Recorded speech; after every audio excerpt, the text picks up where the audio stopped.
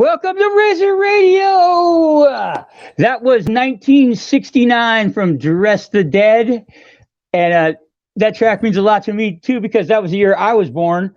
But speaking of Dress the Dead, we got Craig and Locicero from them joining us. Right? What's up, everybody? How you doing? And it's usually Tanner. I'm doing good. Absolutely. Yeah, doing much better than I was about a month ago. Did you have the code? Did you have the Rona? I got the Rona.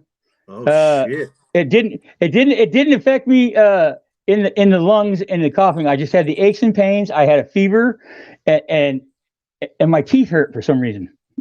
You know what? That's the thing. I think that what I'm learning is that everybody has a different kind of set of symptoms to it. I don't think it's the same thing, which is very kind of disarming about it. And I think I was talking to Gerardo, who runs Nuclear Blast, just today, and he said that he had it, but it was a different set of things. And then I was like, you know what, man? About a year ago, I was talking to my wife right after that. I said, about a year ago, do you remember when I had the migraine headache for like 4 or 5 days? She's all, yeah, was that a year ago? I'm like, yeah, a year and like maybe 2 weeks. And wow. I was laid out. I've never had a migraine like that. It didn't seem like a migraine, but quite it was very possible. Fucking brutal. I mean, it makes sense because I was achy and I had a migraine. And I don't know. That's right. I have no way to prove it was anything, but it makes sense if it was the Rona. Yeah, it was hell. But I've got the antibodies now, and I'm going to go ahead and hopefully get the Johnson & Johnson one shot here pretty quick. Yeah, that's what I'd like. I'm not sure if we get a choice, but that's the one I prefer as well. Mm-hmm. Absolutely. Well, anyway, let's talk a little bit about what you got going on with Dress the Dead. What is, because everybody's cooped up in their fucking studios like we all are here. Why don't you go ahead and give us just a little bit about what's going on in your world with the Dress the Dead camp? Well, I mean, geez, dude, you know, everybody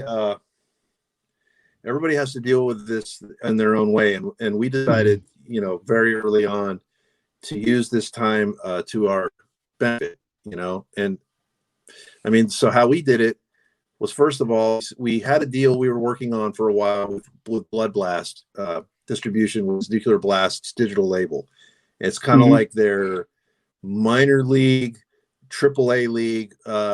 Once you go through this set period, we can go to this period, and that's fine for us now, because otherwise the option was to take a deal at a very low money deal where we own barely anything, and that's just not the world we live in anymore. I think that's kind of a shitty fucking deal. So we like our deal with Blood Blast. That was the first thing we finished negotiating and securing that deal a few months back. We've been in the studio writing all the time, at least once, maybe twice a week. We're in there writing songs, compiling shit for the next record. And okay, I can say shit, right? Shit, yeah, you can. Okay, I don't know. I don't know if I, gosh darn, you know. But anyway, yeah, we made these conscious decisions just to be very productive and not drag our asses. One of the first things that happened to everybody was all their summer touring plans, or whatever touring plans they had for last year, got shit canned. We had European dates. We had our first European festival dates. We were going to basically start unleashing things earlier. And a year with no shows. Fuck. So, you know, I mean, that was the scenario that we were up against. So we said, let's just be as productive as we can possibly be, you know, regardless of what the world's handing us. I mean, this is the new world, and you better deal with it, you know. So that's basically what it was. Did the live stream thing way back in April. We just put out the 1969 live video from that last week. Yep. And that was fucking ripping. And you know, just dealing with our shit. And, you know, I've had friends get corona. I've had friends die. I've had, you know, family members get it and live, luckily. And like everybody else, we're all part of this thing. And, you know, we're just doing the best we can to keep our heads above water and be productive. Absolutely. Well, I mean, the tracks, obviously, you're going to hear most of them, or if not all of them, during this fucking broadcast. Yep. Killer. Absolutely. Kayla lives up in Portland still, doesn't she, though? Yeah, she lives in Portland, which is fine for her there. It's a little, it sounds like it'd be hectic because everything that was going on around their capital, but she lives outside, you know, suburb outskirts, and she's not going to, you know, run around and put her vocals at risk or you know, her health or anything like that. But she's, you know, she's dealing with her end of things, and you know, Does she come down like once a month and practice with you guys, or not once a month, once every few months?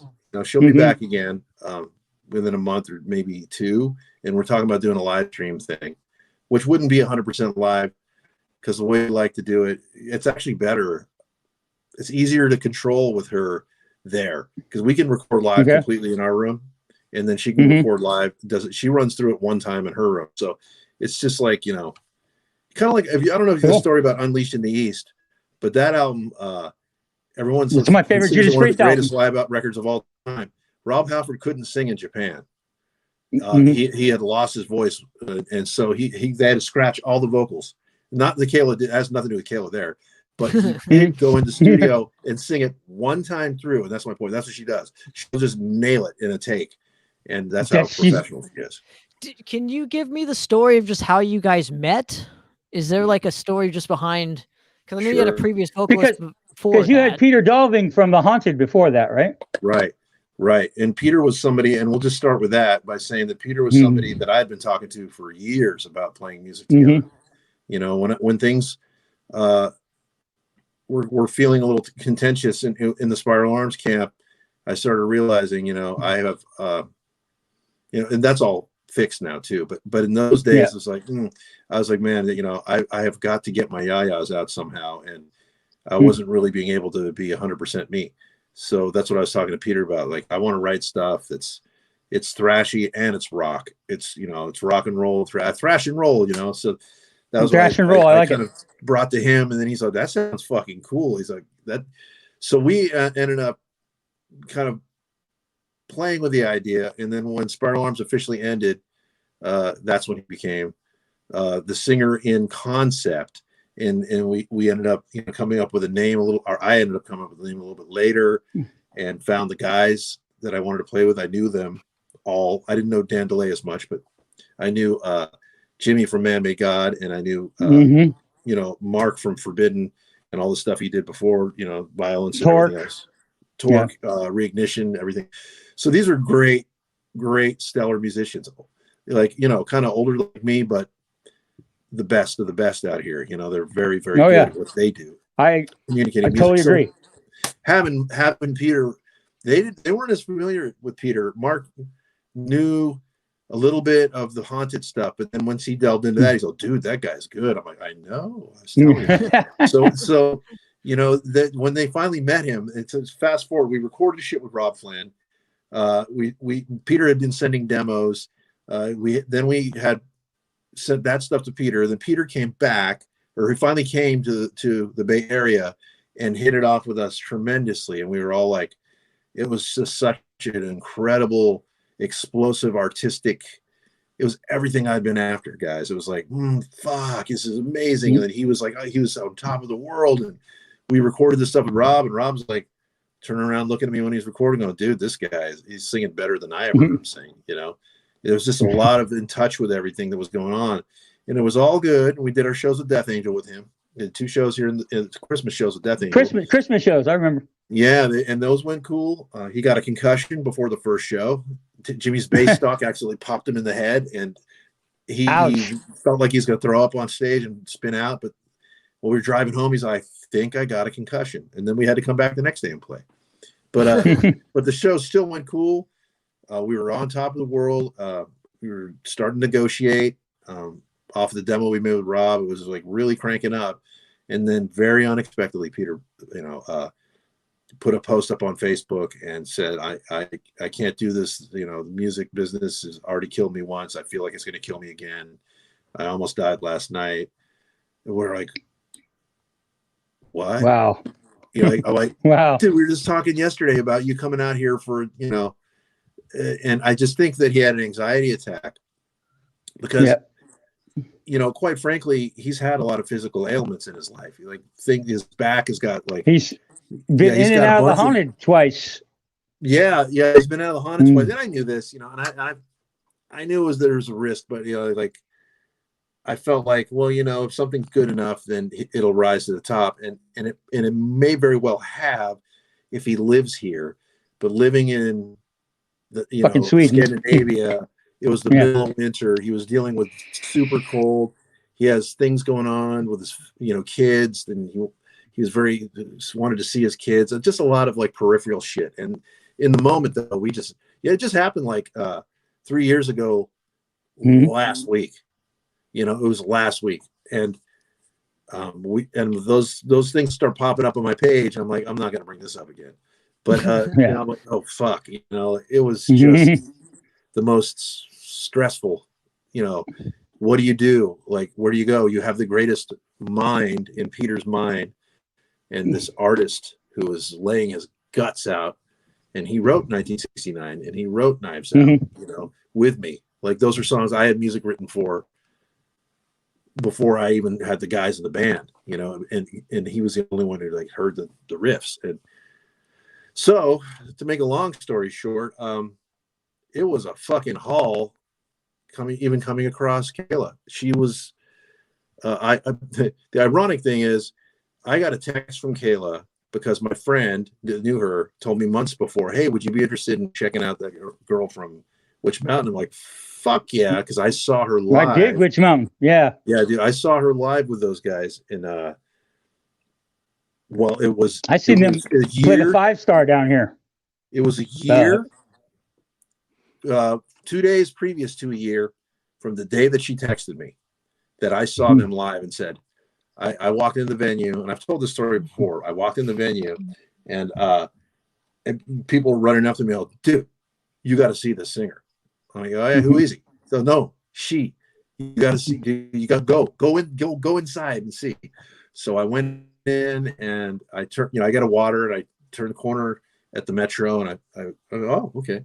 Oh yeah, she's badass. Oh, she's badass. I'm like, wow, like she's just like badass. I'm like, killer. And I take a drink of my water. I'm like, cool, good for her. Good for them. I'm like, she's gonna be a star.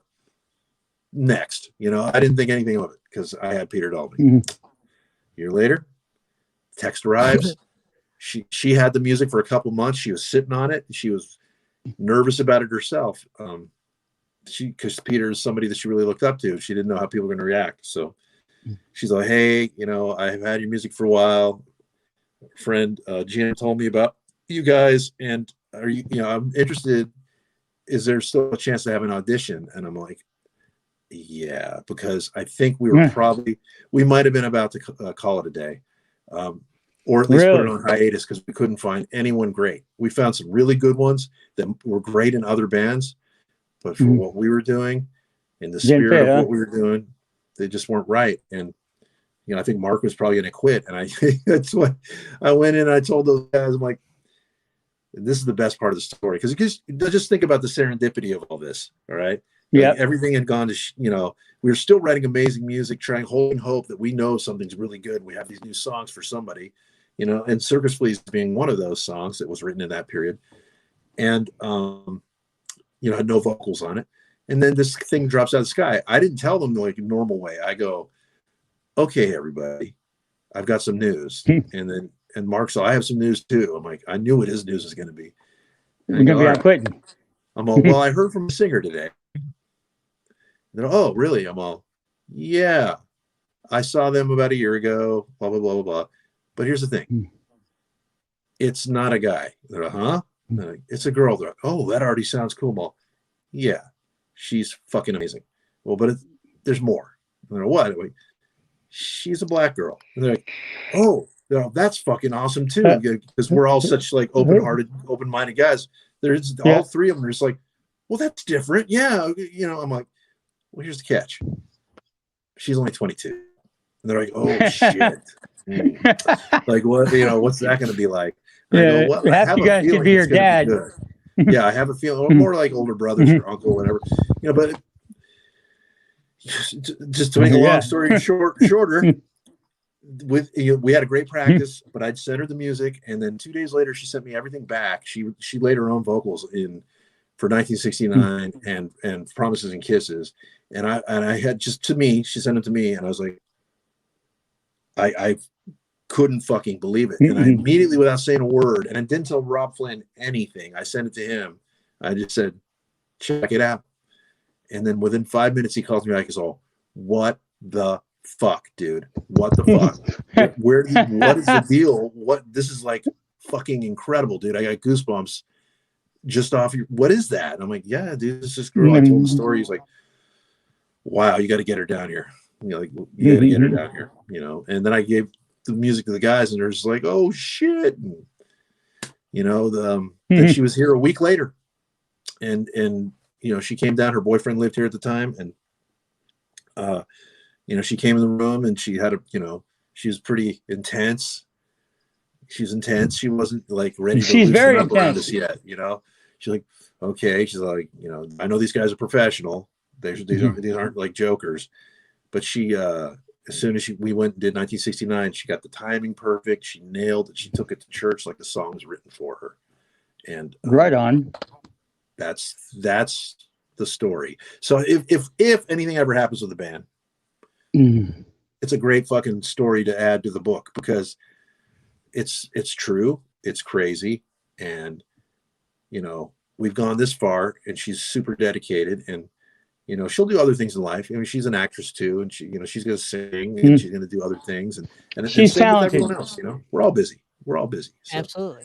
Well, let's I tell get you into what, some of this, dude. Let's listen to Knives Out right now on Razor Radio.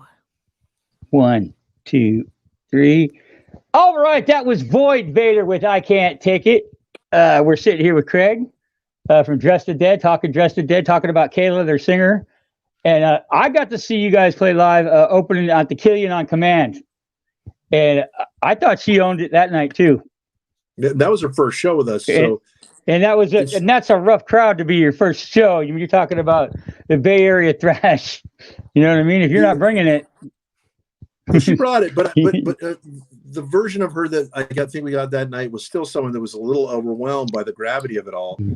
You know, I mean, she can act like she owned it, and she did to a certain degree because she's so pro.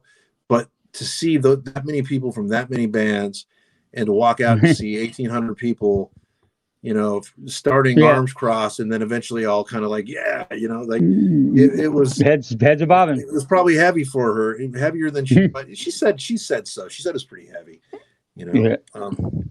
But yeah, she killed it. I mean, you know, if that's the first show we played, it's only gotten better. Absolutely. Well, I'm just kind of curious with your specific career. I mean, you worked with a lot of different types of singers, and I'm just kind of curious, what does Kayla bring to your specific writing style that maybe you haven't had ever? Do you focus more on melody with her? Do you focus more on what aspect does she bring out of you more so than other elements? She takes the top off. Ooh. Meaning, not her top, guys. Yeah, no. Meaning takes the top off of everything that we do. You know, the first thing I realized when she sent me those demos is that now we are truly a limitless band. We don't have to worry about, you know, trying to fit in anywhere, because quite frankly, we won't. It's not a matter of that. I think that we became one of those bands because we have so much dynamics in our music, and it's thrash and roll at the root of what I write, and what the guys collaborate with me and put it all together, and everything that we do together, just the four of us, has got a magic to it. And she just makes it better. And, you know, man, we've been talking about it a lot. It's like, it's just, nobody sounds like us. I don't, you know, it's funny because you get that a lot. And then once in a while, someone catches you at a glance, and I've seen it like on a blabbermouth, like, oh, this is just a typical chick band. Like, no, bro. No, bro. You know, but you want to say that at a glance, like another band with a girl singer. Well, what about another band with a guy singer? You know, you could be, you know, what's that great band from New York with a transsexual singer now? Life Agony. Oh, Life Agony. There's only one Life Agony, right? So, but yeah, she's brings a lot of universal power that and do her choice of notes, like Circus Fleas being a great example. The first song that we've released out of the three, we're going to hear that in a just minute. Released. Yeah, but what I'm saying is that's the first one where she wrote the melodies. I mean, I kind of helped steer a little bit. Rob helped steer, but this is really her choices of notes, and those notes, you're not going to get those with other people that are not going to they're not going to hit those bluesier, like kind of blue notes. Like she goes to places that other singers can't get to normally because she can do it. And it's natural to her to be different. So I think it's a tremendous combination. She brings, like other singers I've worked with, I wrote a lot of lyrics, you know, or not all of them. Russ, I wrote a lot of lyrics with Russ, and we wrote melodies together. And everyone's different. You know, Tim Narducci mostly did his own stuff. When we started, we worked really closely together. And then he started kind of going off on his own a lot more, like probably after a couple of years. But with Kayla, I just kind of steer barely. You know, it's really just her. I mean, her instincts are good. And well, you said, go for it. Go ahead, Tanner. Well, I was just going to say that you sent me the track 2 days ago, and the first thing I sent back to you was Kayla is fucking killing it. That was, I had to listen to it 3 times just to get the depth of her vocals. And yeah, you're right. She's and to say that most of the chicks that are trying to front metal bands nowadays are trying to growl, and you don't need that. Well, she does that too. That's the thing. I mean, you can't tell somebody, and there's no reason to tell. You know, it tripped the guys in the band out at first. I go, "Are we going to really let her do guttural?" I'm all, "Yeah, you're gonna let her be herself, find her way through this thing. So when she comes to the other side of this, it's going to be something that she feels like she's got ownership in, and she went through all of her stages." And you know, I don't mind at all an occasional guttural thing, as long as it vocally the intensity of what she's trying to say matches that moment. I don't mind. I'm not going to like be all, no, we're not going to do ever that. But, you know, but on Circus Fleas, she doesn't do any of it because the song just lent itself to being a lot more musical. You know, it's a lot more melodic. And I think when she's in a band of musicians of your guys' caliber, it only furthers her in terms of being taken seriously, because, you know, a lot of female fronted bands aren't taken as seriously. But I think when you have players that have been around the block as you guys, as yourselves here, it just adds so much weight to you know, who she is as a singer. You know, I just think it's a great combination. You can literally write anything you want now. There's no limits. That's what I'm saying. So. You know, you're following where I'm going with this, Tanner. That I felt like that from day one. You know, I realized it, and I brought it into the room, and I said, guys, you know, we can do pretty much anything now. There's no reason why not to. You know, I think when we started writing songs, you know, well, first there was the shit that I wrote, and then there's the songs we started writing together for Peter, and then it's like eras, and then there's all this stuff that we had for No Singer, like, oh God, we're just gonna write what we feel, and then she slid right into that stuff. You know, she slid, and that's another thing. I don't let anything. I should say consciously. I don't let anything consciously affect the way I write. Like, I'm not going to try to write for her. I just know that if we write good stuff, she'll write good stuff. And she's working on the stuff we've been writing for the last year right now. So, you know, we're just getting to that phase. Do you present her with like a riff or something, and then she takes it from there? Or is it like a full, like, fucking blocks of riffs, and you just arrange it for like, well, here's the chorus, here's the pre-chorus, the verse riff? Or those are good questions, man. You got asked a couple really good questions. And I think if she lived here, we would probably approach it a little bit differently. And I've sat down with her and wrote a song before from scratch, and we've done it, and it hasn't been recorded yet. And we really haven't delved on it for a while, but that works too. But the way she likes it is like, just send me your best stuff and I'll just make it better. And that, you know, it's like, how can you say no to that? She's never said, I don't like that song. She's like, I finished this one, check it out. And 90% of it, if not 100%, it's going to be fucking right where you want it, you know? I mean, that's awesome. And is there ever a point though where she adds maybe too much, or is it just all killer? Has that ever happened? I think, yeah. Like, what I get a good example, and it's another song we didn't know we were going to play in the studio, but Rob asked us to play a bunch of shit. He's like, play other stuff, you know, play me what else you got. And she really fucking sang and went off and scaling on one of the things, very emotional thing called "Song of the Suffering," kind of mellower, darker. Is pretty dark. And she fucking sang, and he's all, "What?" He's at the end. He's all, "What is that Christine Aguilera shit at the end?" And she's like, "Oh, you motherfucker." But what the point was that she was scaling, and she, I think when she really figures out what she wants to do, it's perfect. Sometimes when she's jamming, she's just figuring shit out, just like the rest of us. So like if I were to just noodle a solo, it's not going to be as good as the one that I orchestrated, sung it out in my head. We're that kind of band. We're way more Pink Floyd than we are fucking Grateful Dead. You know what I mean? Like, I agree with that. Sometimes those one takes though, man, are just magic. You kind of have to keep them sometimes, but totally. It depends on the animal. I just feel like our songs are, they're thought out. Totally. We're orchestrated is the word I'd use, and that's the one I did use. So there you go. Absolutely, Andy. What do you got? Well, let's go into fucking Circus Sleeves real quick, and we'll come back and we can ask Craig about some other stuff like a certain reissue and that's coming out. Whatever. This is what came out day before yesterday. Blood Blast. Circus Sleeves from Dress the Dead right now on Razor Radio. All right, that was Through Eyes of Glass from Forbidden Evil EP. I think that's an album you're familiar with, Craig. Yes, I was a wee lad I was 18 years old when we recorded that. Yeah, that was your first record, right? Oh yeah. There's nothing before that except for some demos, Forbidden Evil demos. Everything was. I think I have the Forbidden Evil demo. Mm-hmm. Yeah. There's some moments.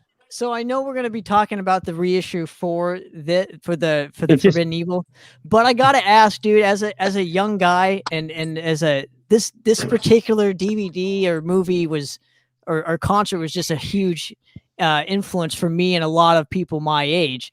Ultimate Surrender 2? The Ultimate Revenge 2. What can you just give me at least one memory from that specific show, or just that I don't know, like watching a band from that show play? Is there anything that comes to mind when going back either and watching it, or just even me bringing it up to you? So much. I mean, first of all, you got to realize that was our first time out of the state of California. Okay. We had never been anywhere except for down in I think we might have done a show in Long Beach, and we might have played Merced, San Luis Obispo. Nothing Sacramento, you know what I mean? Like we were flying somewhere with Debbie Abono, and she's a mother, she's like mom's like, don't do this, don't do that, stay out of there, don't fuck with this, don't fuck with that, like me and Debbie about everything, and we're just like all wide-eyed, okay. And I was the youngest one, by over a year younger than Matt, and over a year younger than Glenn, and we were just all just like, what do we do? So I mean, there's so many memories. There's the night before the show where you go upstairs and Debbie's telling you before you get there, I don't want you guys drinking. I don't want you guys fucking up. I don't want you guys to blow it for the label and show that you're assholes, And then we knock on the door upstairs, and Chuck Schuldiner opens the door, and I've known him from when he used to live in the Bay Area. And I was like, dude. He's like, dude. And we're like, dude. We're having a dude moment. And then, hey, what are those guys doing over there? And then Gene Hogue goes, we're dropping piss bombs. And he's like dropping piss bombs off the top. And I'm like, and I look at Debbie, and she's all, don't you even fucking think about it. So that was the first fucking night, and then the show itself, like we get to the venue, and there's a bus of journalists that were all dropped off there, and they were all hammered because they were feeding them alcohol the whole way there.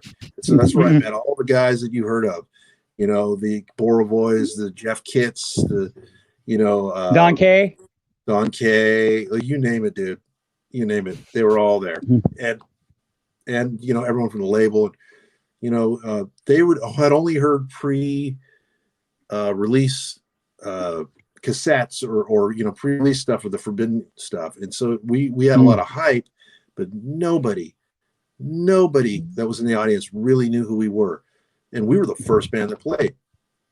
So as soon as we start, it was fucking chaos, and the crowd went fucking nuts, and I broke a string. I broke a string, and we didn't have a backup because Glenn wanted to bring 2 backups for him because he was going to break one of them. So we couldn't bring 5 guitars. We had to bring 4 guitars because I was crossing my fingers I wouldn't break a string. So I had to get that Eddie Van Halen guitar was handed to me. I was like, ah, and I didn't like it. I hated it, and it didn't really sound very great. It was very bright, but it was a great guitar. It was a Charvel. It was an amazing guitar. I just was not the guy who wanted to play with Stripes, you know. And then so you see me extra mad from the very first song you see on there. It's because I'm fucking pissed because Off the Edge. I haven't watched that in a long time.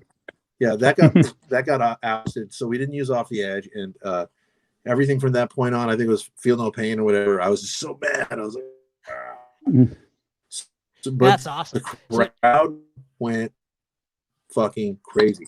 And they went crazy for us as crazy as they did for Dark Angel or Death, you know. And the Faith and Fear kind of had like that. They were the local band that people knew, but people weren't really rocking that hard to them for some reason. And then, you know, Death was up there crushing. Death sounded the best.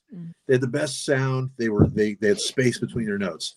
And then Dark Angel was ferocious, but they couldn't hear a fucking thing because they were just like bees in a blender. No, it's a big blender. Yeah, and then Dark Angel was always like that live. When Raven played, motherfuckers left. That place was almost empty, and that's really fucked up because Raven were gods. But you see the video, and there's some cuts of the crowd from different parts of the show, but they were amazing. And you know, it was, and they're still amazing. They are, and I love those guys. But it showed how fast shit had changed. Just like when grunge came around and it knocked thrash down a peg. Thrash came around and it knocked athletic rock and everything. It was like that kind of era down a peg. And back then, people were way less forgiving. Now we respect our elders a lot more. You know? Back then, people were fucking old guys. They were only like 30. I remember. Speaking of Raven, they might have been 30. They played the Berkeley Square with Metallica. That was the first time I saw Metallica. The first time I saw Exodus. You mean I heard there Keystone. Berkeley Keystone, bro. That was yes. That was the Keystone. No. Oh, yeah, you're right. Keystone Berkeley. I'm sorry. Yeah. No. Square didn't even exist yet. No, I'm sorry. But I remember that was the first time I saw Exodus, and the first time I saw actually it's the first time I saw all 3 of those bands. I'd never seen Raven either. And I heard that there was a fight at the Metallica house between the Raven and Metallica guys about certain shit. But that's just we'd have to ask more Brian Liu or those guys about it. But I heard something about it. Ron was talking about it not too long ago, Ron Quintana, after they played. But I could see it that night. Exodus, I thought, was the strongest band that night. And, you know, Exodus was always the strongest band every night they played back in those days. They just brought such a, you know, there's something more visceral about them. And, you know, Exodus played that show with Metallica on New Year's Eve, and they I was there. Never asked to play with Metallica again. Yeah, I heard Gary Holt talk about that. Yeah, well, that's a true That'll be story. The last time you play with us. And Forbidden Evil. Well, another interesting fact is Forbidden Evil's very first show at Ruthie's was the day before that with Metal Church at Ruthie's Inn. That's Tanner's favorite band. It's my all-time favorite band, dude. But right. Absolutely, dude. Got to have the first 2 records. Many years ago. Before I was born. So there you go. No, on a distant shore. Oh, well, you're quoting lines. Okay. There you go. I got you. I'm throwing out. I'm spitting fucking Metal Church.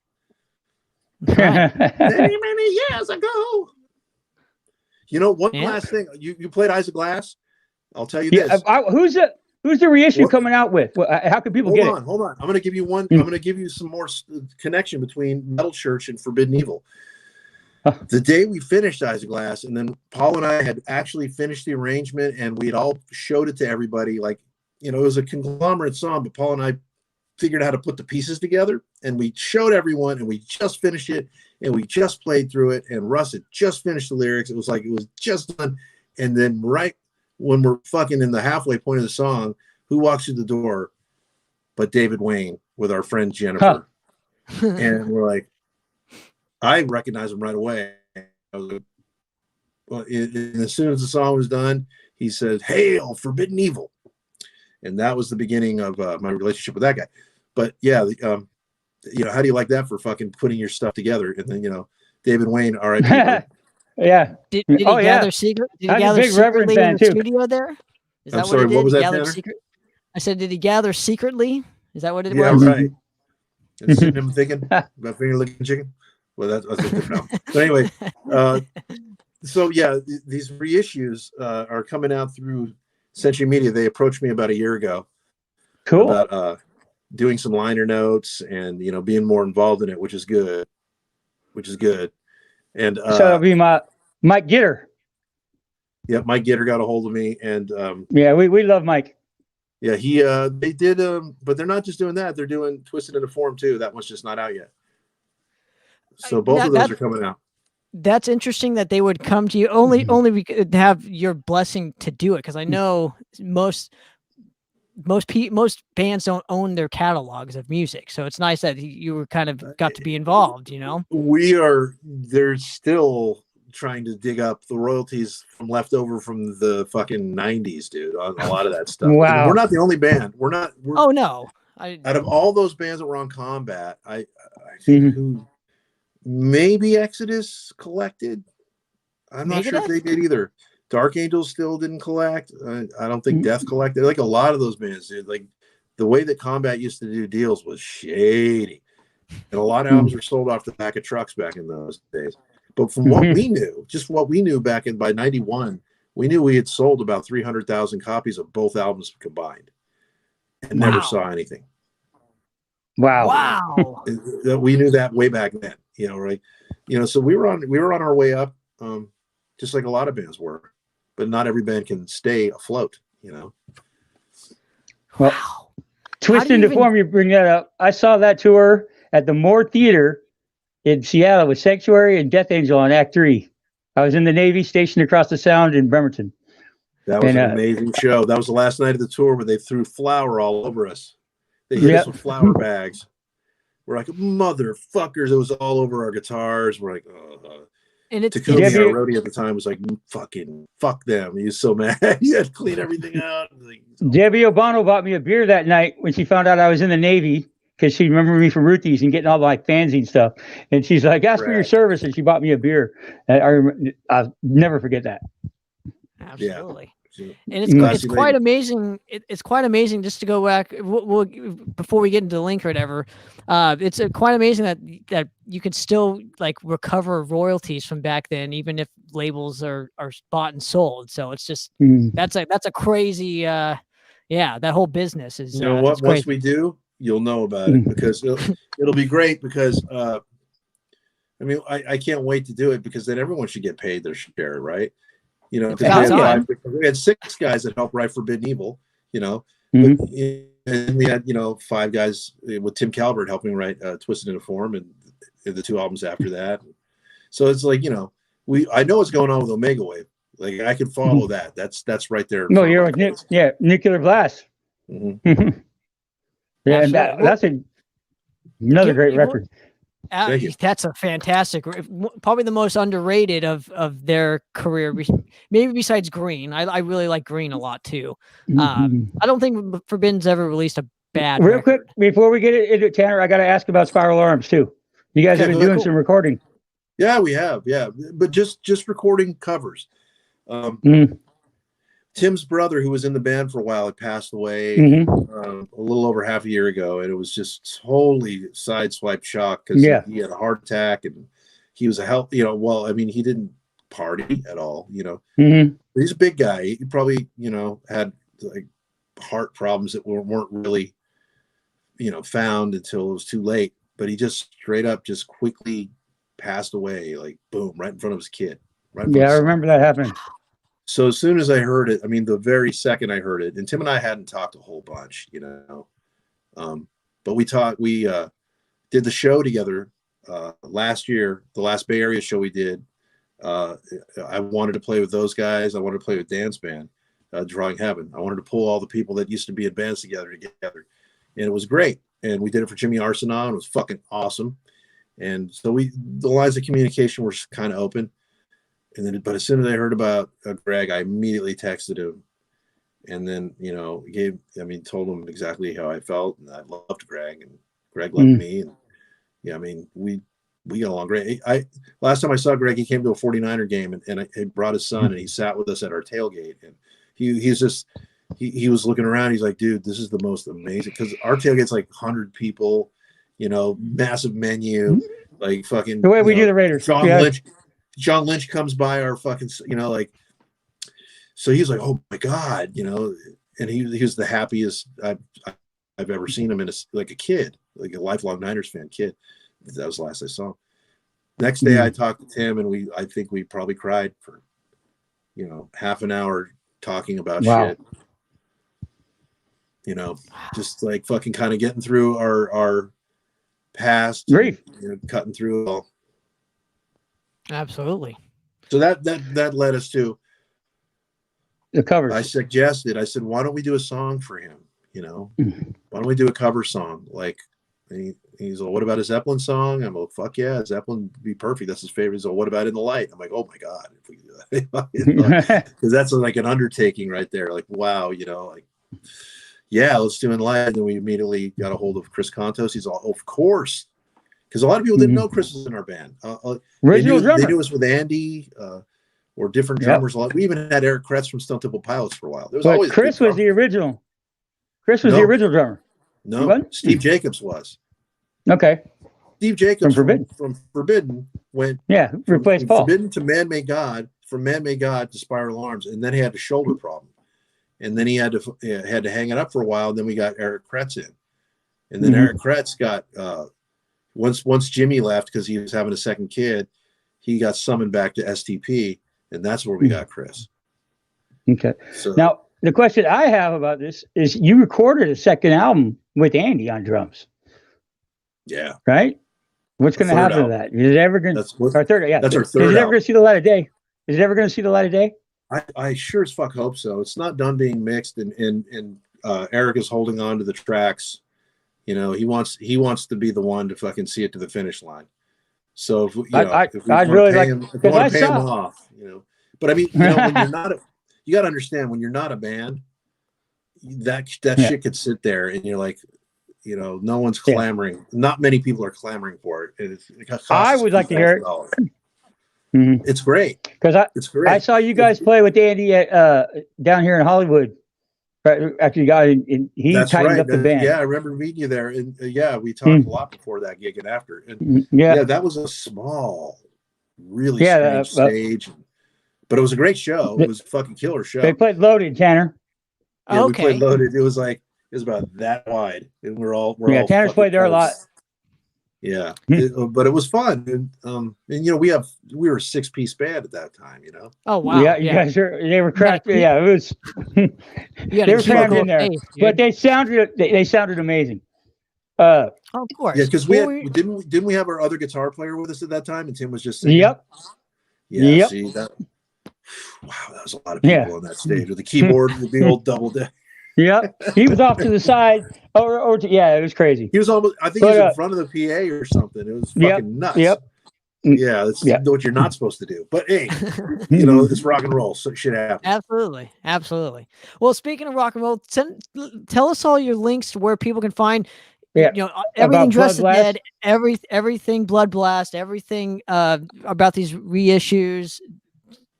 Well, I think the best thing about what we have going now is anywhere you look and you type our name in, you're going to find us, because we're on every single digital platform that exists that's for a band, that's except for what's the one that unsigned bands are on? Bandcamp. We're not on Bandcamp. That's the best. That's the best one to be on. That's really the best one to be on. But if we could only be on Bandcamp if we were unsigned. Well, if you owned if you owned your own stuff, for sure. Yeah. Just trust me, it's a different world. So gotcha. But we're on all the other ones. We're on Spotify's, Google Play, you name it. But just dresseddead.com. We own that domain, so we're there. Dressed Dead on Facebook, Dressed Dead on Instagram. I even think Kayla made a Dressed Dead Twitter, but music and Twitter don't really go hand in hand like they used to. Twitter's a fucking cesspool anyway. Well, it's all a fucking cesspool. I was gonna say they all are. It's Twitter's the worst. It's the worst. It might be the worst. Twitter's the one that I every time I ever tried to go there and look at my profile, I just pull out and I don't go back for months. And I just no, I'm done. It's just not for me. All my Twitter does is it updates every 3 hours with what's playing on Razor Radio, and it's automatic. So I don't That's even have to cool. fuck with it. Yeah. There's something to be said for all that, you know. I mean, you know, but I mean, for the most part, most of our activity happens on Facebook. Our Instagram is, I don't know why, like Facebook does so much fucking more action for us. Like Instagram's just a slow burn to get rolling. But I'm sure that once more our videos. Oh, we're gonna have a new video for Knives Out that comes out in a couple weeks too. It's fucking face melting. It's so fucking killer. I've enjoyed all your videos, especially this last track we're going to get into, which talk about dark. You only get off when I cry. Oh man, that's a fucking dark song. That's coming from a real place for Kayla. You know, that's her answer to you know, abuse. Yeah, it's brutal. That's why I said talk about dark, and it's the video is great. But Craig, you got anything else you want to add, man? I want to thank you and wish you a good year this year. Thanks for joining us. No, you know, I'd just say that thank you guys for, you know, supporting the band and supporting all the local and national and international music still, regardless of what happens for shows. This is the avenue, guys. So, you know, you're the last bastage. You're the bastards of the last bastage. You know, you're doing the thing that has to get done. Bastards. Yeah, you bastages. Fucking ice holes. Johnny Dangerously, right? You remember that movie? Yeah. Dangerously? You fucking ice holes. You fucking bastards. My dad hung me on a hook once. Well, dude, thank you very much again for giving us the opportunity, and it's great to always talk to you, man. I always appreciate, you know, coming on and hanging. So yeah, man. You know, maybe next time you could get someone else like Kayla on. You know, let's get both of you on. We could have both of you on. We could put you right there. Yeah, you can have that's both cool of you too. We do a lot together as far as interviews and stuff like that. We do our Facebook lives and Instagram lives together. Because there's a lot of questions I want to ask her that she's not really here yet. Well, but yeah, we'll have to get her on. Absolutely, let's get her on. With maybe we'll do something. Maybe we'll do something when Knives Out comes out. Oh, you got it, man. Is there any more questions you guys have for me? Well, yes, there's one. Where can people find the reissue? Where's the place that Century people Media? can find the He said Century Media. Gotcha. Okay, Century I Media, didn't want to step all over. Okay, cool, man. Well, dude, let's sign off here, man. We'll be back obviously next week. And if you missed any of it, folks, it'll be on Razor Radio all weekend on the even hours. Okay, cool, man. And we'll see Craig in a couple weeks, hopefully. So yeah, man, I'll talk to her about it. We'll try to get her back here. All right, perfect. This is you only get off when I cry from Dress the Dead right now on Razor Radio.